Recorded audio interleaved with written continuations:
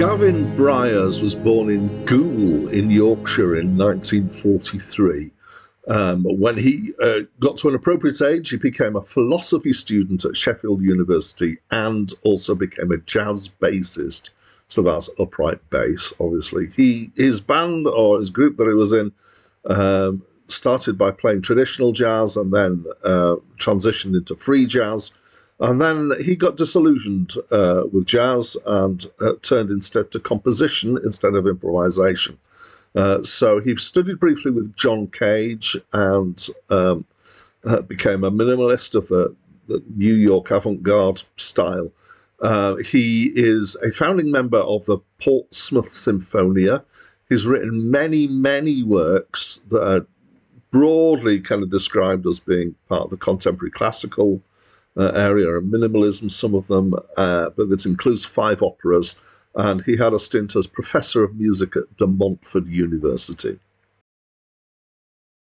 Hi, my name's Dan. So this was my first encounter with Gavin Bryars' stuff. And this is an album featuring 2 of his early compositional works. So those works are The Sinking of the Titanic, which is the title name, and Jesus' Blood Never Failed Me Yet. And basically it's one track for each side of an LP. So I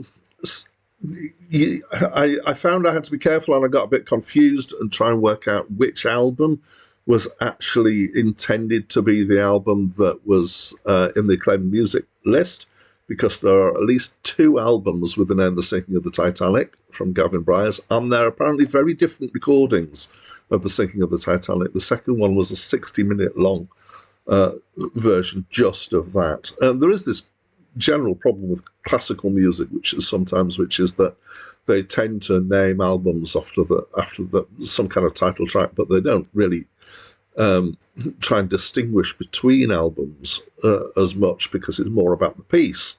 And so finding the right album, or even if there is a right album, can be a little bit of a task for me, but yes, that's fine, not a problem. So this version, which was the 1975 version, was released on Brian Eno's Obscure Records label. That's the name of the label, not a description of it. And this album was the first release on that label, and in fact, it's fairly true to say that Brian Eno finally managed to bite the bullet and get his independent label off the ground, because he wanted to release some of Gavin Bryars' music, and ended up doing this. So let's try and describe it. So minimalist is a word that's definitely been used about it, and I think that's probably reasonable. It's avant-garde. It sits somewhere in the gap between contemporary classical and more technologically based stuff that you might call electronica. It's not particularly discordant, though, which a lot of contemporary classical tends towards.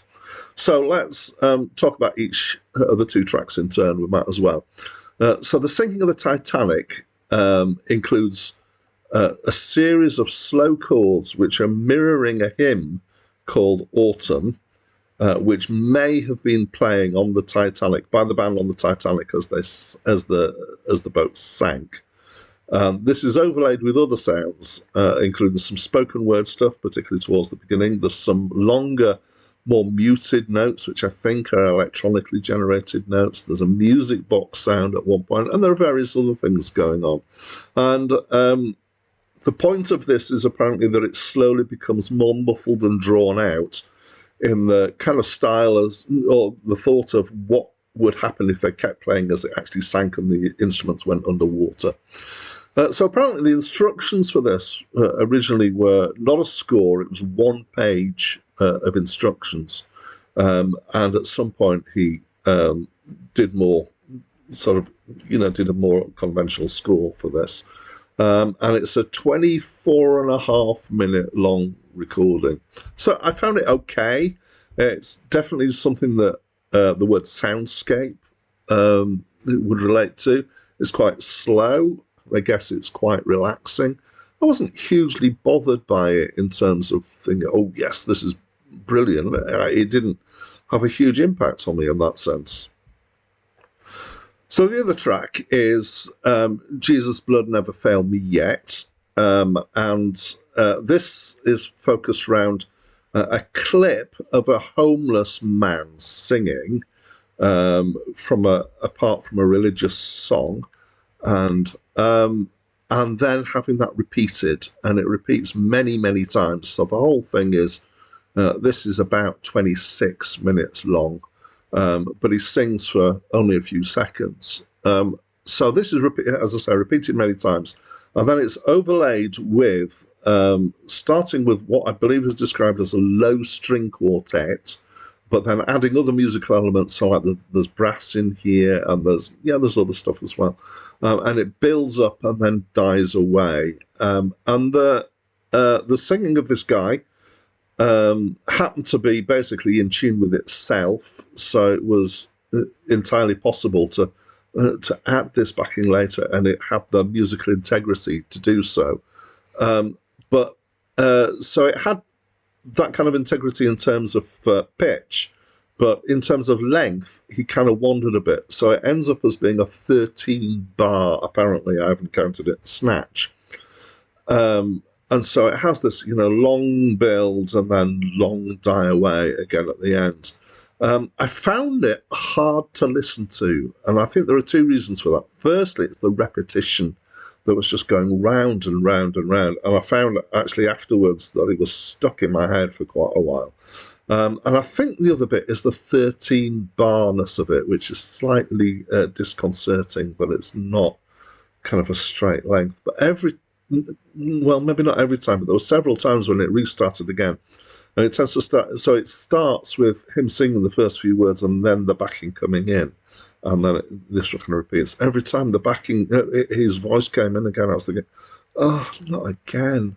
So I started to feel quite agitated by this, like I wanted to break something. So it definitely got reaction. It's relentless. I confess that I did only listen to it the once, whereas I listened to the Sink of the Titanic twice. Normally I listen to albums twice. I just felt I couldn't bear to listen this through another time. So it has an impact, I would say. I'm not sure it was an impact I enjoyed overall. So, my overall feeling is it's interesting, but I'm in no hurry to listen to this album again. So I'm afraid it's got quite a low score as a result, because I try to do these reviews of albums as a listening experience rather than in terms of how, in terms of historical importance or how much they're a breakthrough or anything like that. So anyway, that's what I think.